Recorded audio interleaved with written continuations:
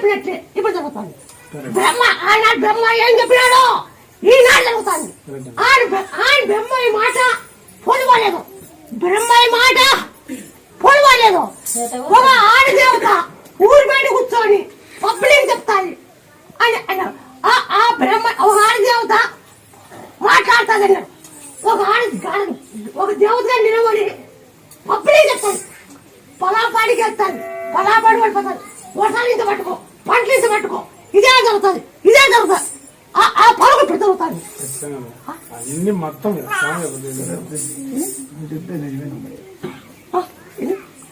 నిజమేనమ్మయ్యా నువ్వు చెప్పేది.